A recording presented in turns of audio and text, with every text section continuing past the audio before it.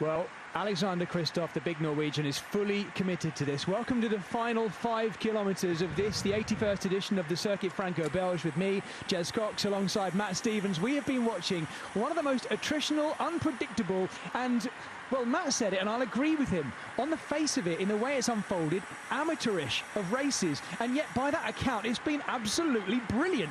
No one team at any point able to dominate anything. It has literally been, and I'll explain maybe to viewers what Matt means. I know what he means by this. The amateur level of the racing, what he means by that is it's kind of every man for himself. And they are all having a right old go whenever they can. The strongest riders have all effected themselves on this race. And we're now watching a little bit of team tactics coming into play. Victor Campenaerts emptying out his bottle there just to lighten things up as he's taken across this gap. And the Lotto Soudal number game, Matt, is paying off because Campenaerts doesn't have to work. Jasper de Buist is also saying, I'm not going to work. So the two of them are in armchair rides right now. Peter Seri's been reeled back in and he's just dangling off the back. Yeah, this is it's a really interesting call from the DS of Lotto Soudal, which is Mario Arts, who sat in the team car there. He would have said, OK, we want to win this race. So don't go too deep. You can't just drag Alexander Kristoff to the line. If you you play your card. Say, right, I'm not going to work, or I'm going to work a little bit less. But de Buist is now working, and they've actually moved this lead up to 18 seconds. So that's quite interesting. Took a little bit of a break there, perhaps initially because the group with Campenaerts in was coming across pretty quickly. But de Buist only doing a gentle little turn on the front before forcing Alexander Kristoff on the front. And you can't blame de Buist here. Even if Campenaerts wasn't in the chase group behind, you've got to be really cautious with the amount of effort you use when you've got one of the finest sprinters in the world in a breakaway with you. So you can't just give him the race. So if there's any way of beating Alexander Kristoff, you've got to make him work for it, and without completely shooting yourself in the foot and making the break come back. So it's a real fine balancing act. But and there we go. Campenaerts attacks his counter move. Can he make it stick? He does not want to drag these two across. Ludovic Roubaix is looking back, and I think Roubaix is detached at this point. And this is Julien Mertens and Victor Campenaerts who's going to try and go across. I'd have thought in the mix of things, getting Campenaerts across there might be more useful and less of a worry than dragging Julien Mertens with him as well. No disrespect to him, but I think Campenaerts has got a good chance of bringing it. Oh, he's gone. He's gone. We knew he had good legs after his win in the Tour of Leuven at the weekend, and he's really making it pay now on this, the sort of second of the hard climbs on this finishing circuit. Excuse me, Campenaerts has made it. Jasper de Buist looks back. Campenaerts is going to go straight over the top, Matt. He is indeed. He's going to try. the way he just rode those riders off as well. Look what he's done to Alexander Kristoff. He cannot cope. De Buist has now gone backwards. Campenaerts has Dries van Gestel on his wheel here. 2.8 kilometres to go. And the winner of the Tour of Leuven, the former world hour record holder, looks across. And Van Gestel is a willing participant out in this breakaway. Well, the race has changed yet again.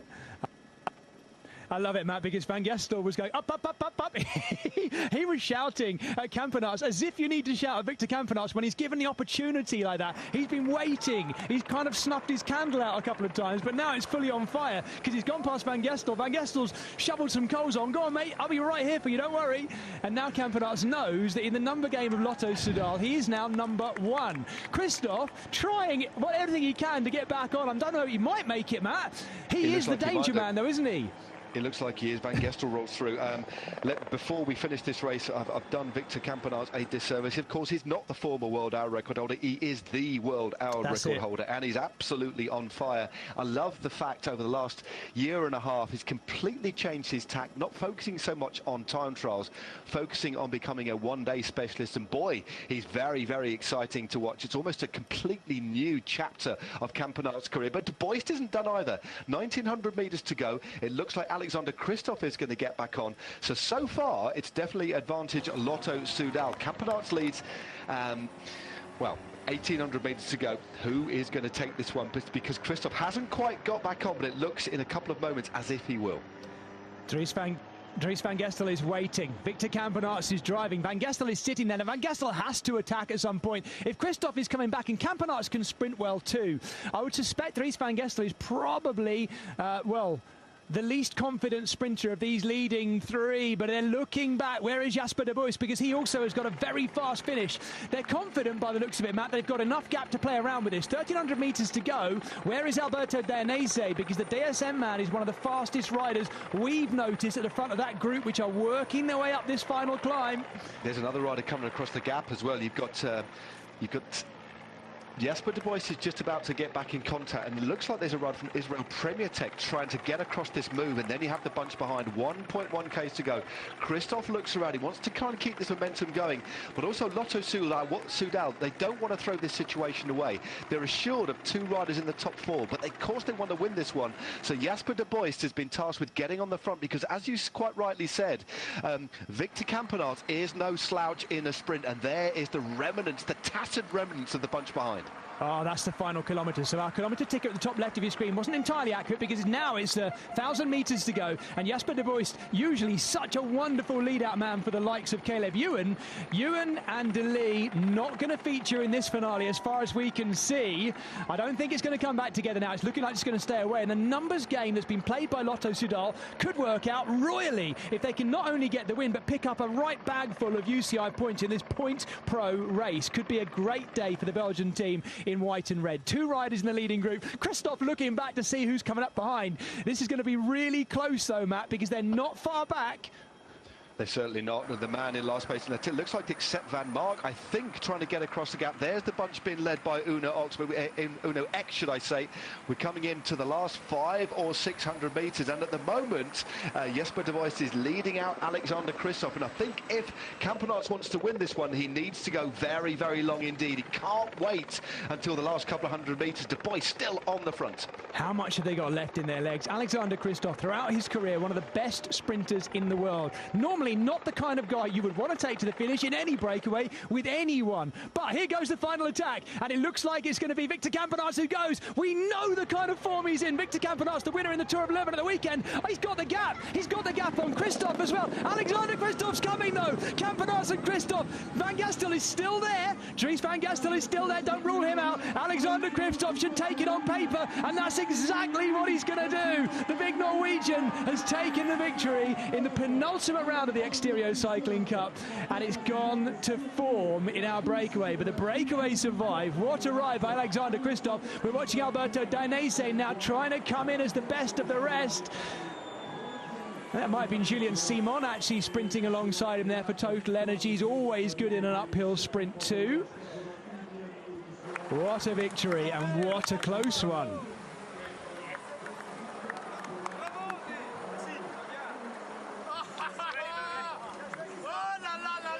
So the big Norwegian, once again, Matt, proving that he's so much more than a bunch sprinter, isn't he? Oh, that's brilliant. What an exciting race that was. But he had to work for that one, didn't he? That win he took earlier in the year in Scheldeprijs when he won solo, had to work for this one, and he was right in the end. You had to race this one from the front. He got himself in the move of the day, kept a cool head, put under a lot of pressure by a very aggressive Lotto Soudal team. But he is a true champion, a former European champion, of course. He's moving on, but I tell you what an asset he has been for Intermarché Wanty-Gobert, and what a year they continue to have. Brilliantly timed sprint there, but boy, did he have to work hard for that one. I think Campenaerts got 3rd in the end, so I think he was. It still was a good day for Lotto Soudal, but it's just a shame they didn't quite get it in the end. Dries Van Gastel, what a ride by him as well. 2nd place for him, strong throughout, contributed well to that breakaway and deserved his 2nd place as well, Van Gastel. Just coming over the back, wasn't he, Van Gastel, from 3rd? Let's watch it again, Matt. Talk us through this, would you? Yep. Well, I thought that if Victor Campenaerts was going to win this one, he had to go long, and he went long. He went with about 450, 500 metres to go, and he opened up a little bit of a gap. We know that Christophe likes to wind things up, loves a long sprint, and although that Christophe is off the wheel here, you could just sense, couldn't you, it was coming. Once he got on top of that huge gear, found even another sprocket there, just that raw strength that Alexander Christophe possesses, took him straight past Campenaerts, who thought he had 2nd place, but I think that was stolen. A pigeon, in fact, got 2nd place by the top shot there.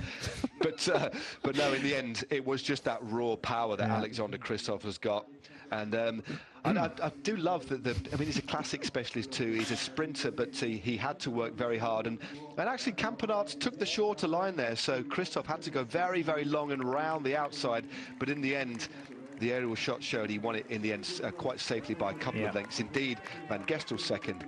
Victor Campenaerts will have to settle for third place in the end. But a great, I think, team effort. I think Lotto Soudal did all they could. But when you're carrying a rider like Christophe with you, there's only so much you could do. But I think Campenaerts, in going long, played the hand that he had. I don't think you could criticise Victor Campenaerts at all for the way he rode that one. I think Dries van Gestel had settled for third there, Matt, until he saw Victor Campenaerts sit up. I think Victor Campenaerts sat up thinking he was going to get second, and then Dries van Gestel thought, well, I'll have that then, and then sprinted around him, and there was no time for Campenaerts to react, and we didn't have much left anyway. They do love their pigeon racing in Belgium, but just to be clear, that was a wood pigeon and not a feral pigeon or a race.